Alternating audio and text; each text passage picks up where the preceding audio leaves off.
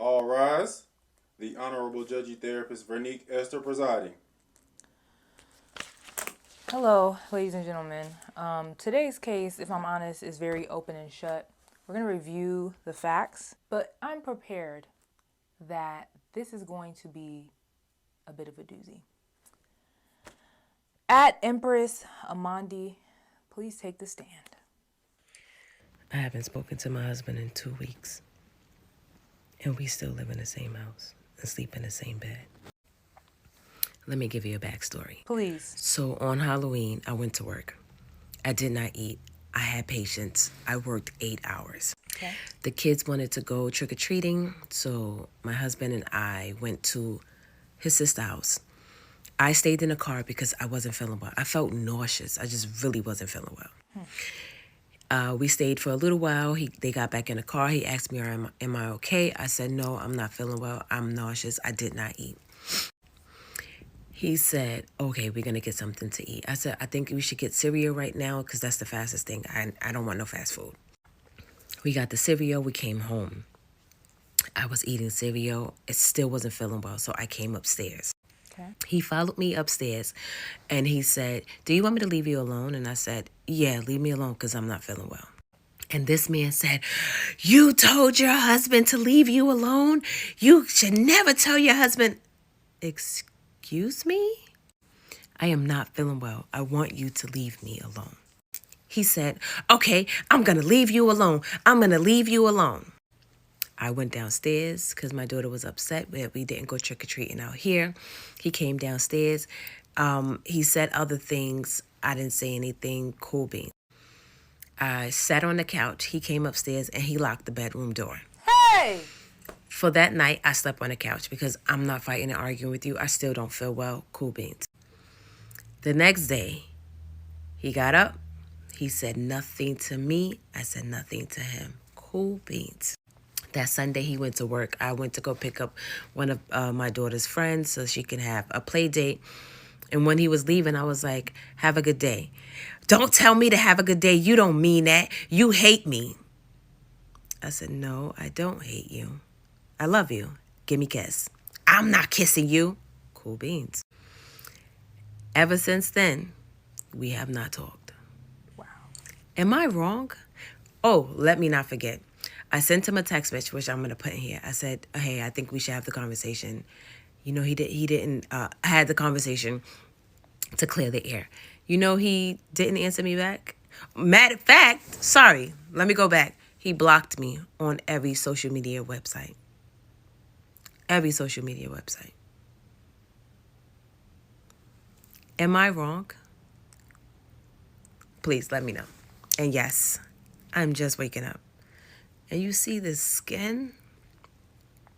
Get your collagen. Okay, all right.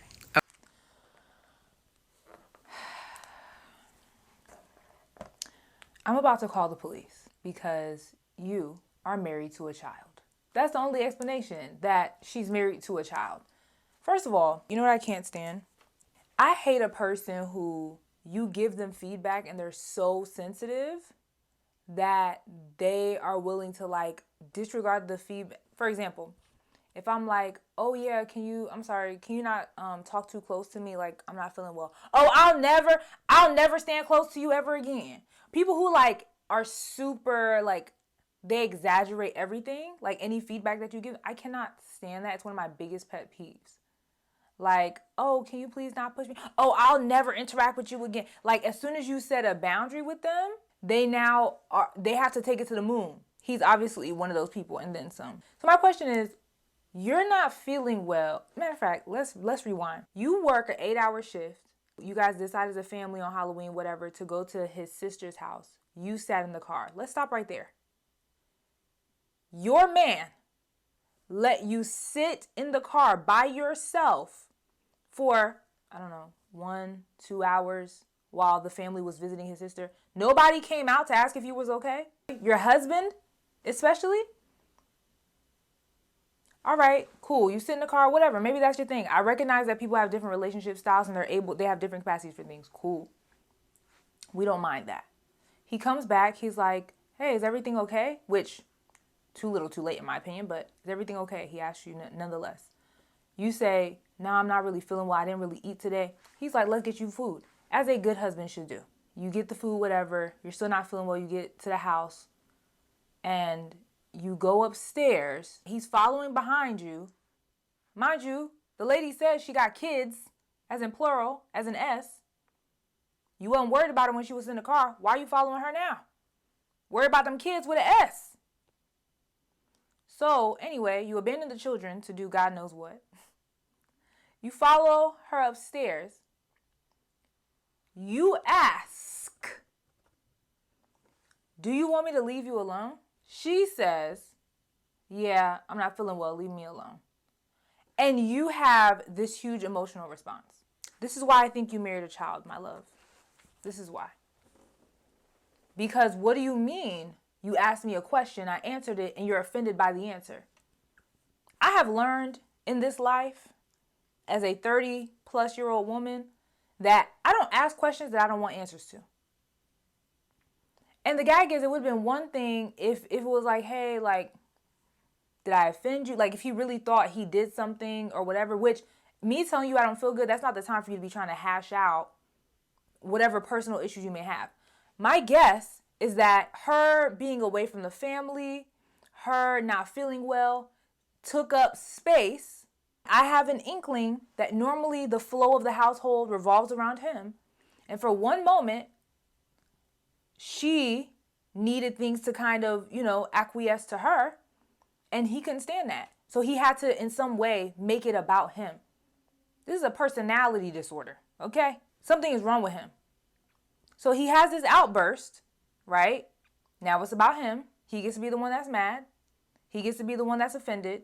So now the situation turns from being about you not feeling well and you getting the type of care and affection that you might need to now the mood has shifted to whatever he wants. I guess somehow you ignore that or get past that. You go help your daughter downstairs because she was having a fit because, her dad clearly has better things to do. And then he takes the opportunity to go upstairs in the bedroom that I presume that you both share and locks you out. Your husband locked you out of your bedroom and left you to sleep on the couch when you were sick. I'm giving you a moment to think about that because that is the most absurd thing I've ever heard. I guess in sickness and in health means his sickness and your health. Because what do you mean? As somebody who has had historically very bad menstrual cycles, I am not a pleasant person to be around some days during that time of the month. While I can take responsibility for maybe having an attitude or being irritable, my partner, in real life, isn't going to get offended by that. By me needing care, by me being a little extra touchy, right? Because I'm not feeling well. So I'm not really buying any excuse that could be said of well, she kind of had an attitude. Maybe she had an attitude. I don't feel well. And I live by this code, right? When somebody is not feeling well or if they have an impairment, if they're carrying extra weight in a relationship with me, both romantically, friendship, whatever, they get a little bit more grace from me. Right? And I count it as my responsibility to be mindful of how that weight could be impacting them, not in a toxic way to where anything goes, but I mean to say I'm considerate of the fact that my person, you're not you when you're hungry. And so how can I provide a proverbial Snickers to the situation? So I take that, when somebody is impaired, needing help, I am going to consider that I may need to step in a little bit more than usual. I may need to provide them a little bit more grace than usual because they're going through something. And while, in her situation, it's probably just a tummy ache or whatever, she was nauseous. I don't know if you've ever been nauseous, but as a girl who gets nauseous all the time, that is no fun.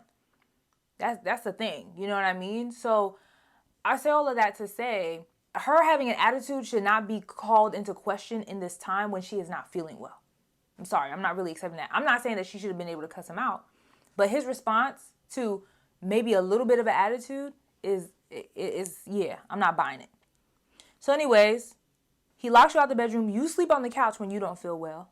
Also, again, insane. You later on try and talk to him and you tell him, oh, I love you, goodbye, or whatever the case is, and he's like, you don't love me, which this is what's telling me that there's a little bit of, there's some sort of personality disorder and or attachment insecurity.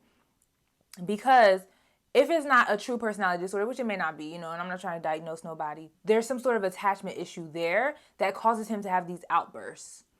Because, again, like now it's, you don't really love me, blah, blah, blah. And because he's not necessarily seeking resolve, that's why I'm leaning more towards attachment than I am personality, because attachment will have you doing things like protest behaviors, where you're pushing people away despite actually wanting them to be close.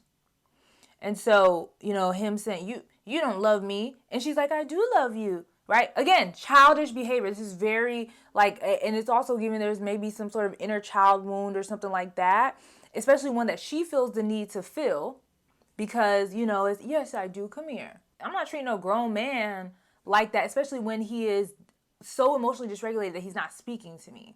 She sent him a text to have a conversation. He ignores it. And here is the kicker. He went as far as to block her on all social media accounts. Now, if we're being honest, I think that man is cheating on you. It's a way left field thought, but why is your first reaction to block me on social media or your third reaction? Also, sometimes people who are having affairs will find reasons to argue with you, find reasons to be at odds with you, because then it creates space that you're not going to necessarily question. You're going to spend so much time trying to figure out how to get him to talk to you, that he could be out doing whatever he wants. He could just be ignoring you and be doing whatever because you know that he's mad at you. But in reality, it's a cover up for whatever else he could be doing. That's my guess. That's my little, my little wheels are turning and telling me that man's cheating on you. He locked himself in your bedroom all night. So what? He could cake on the phone?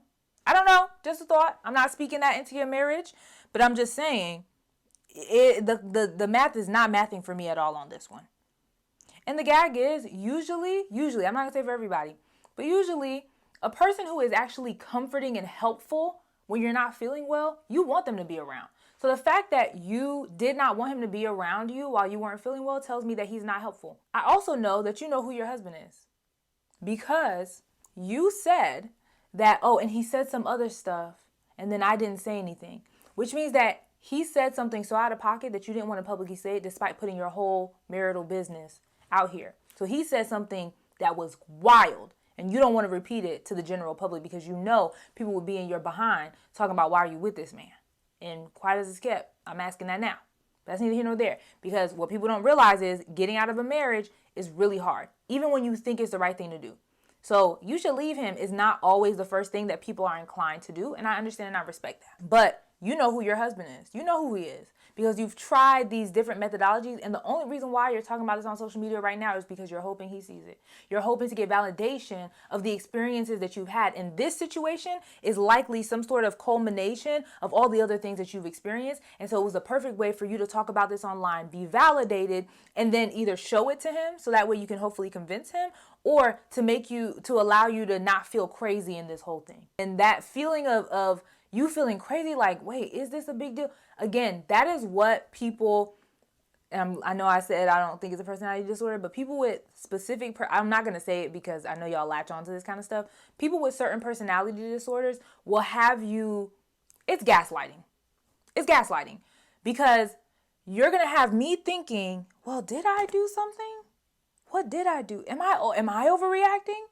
And so you start to seek validation in other spaces so that way you can kind of find your own discernment to be true. If other people say it's crazy, then it's crazy. But you can't trust him to give you a correct assessment of it. You don't feel like you can trust yourself because he's constantly disregarded your assessment of things and eroded your own self-trust, that it's hard for you to know when things are going on, when things are not right, when he's up to something. And I'm telling you, he's up to something. So anyways, and the other thing is you're not feeling well. And I remembered you said that your daughter got upset. That's why you came back downstairs because you guys didn't go trick-or-treating in the neighborhood. Why couldn't he take them trick-or-treating while you stayed at home to take care of your nausea and whatever else was going on? Anyways, I don't really have a whole lot to say. Like I said, it's an open and shut case. What I will say is both of y'all need therapy. And I don't mean couples therapy. I mean individual therapy. He needs to be with somebody that can treat personality disorders and attachment wounds, which some might say personality disorders can often be a result of attachment wounds. You need therapy to figure out how to trust yourself if you're going to continue to stay in this marriage. So that way you start setting boundaries, stop giving in. I guarantee, because here's the gag. You didn't stop talking to your husband 2 weeks ago. Your husband stopped talking to you 2 weeks ago. Yeah. So you need to learn when you're dealing with people like that, how to be a gray slate. You need to learn to not chase after him when he does these behaviors. You need to act like business as usual. Because somebody like him feeds off of your attempt to get him to reconcile with you. If he's not cheating, he's loving this level of attention and like the shift in focus here. Yeah. And so you need therapy in order to figure out how to trust yourself and how to navigate being with somebody who is manipulative. He needs a psychiatrist who can provide him therapy and some medication. You seem like the type that's going to hang around, so I'm not going to wish divorce upon you, but I do hope that in some way, shape, or form, he gets a modicum of self-reflection and self-awareness, because without it, you will keep having issues like this. I promise you. That's my verdict. See you next time.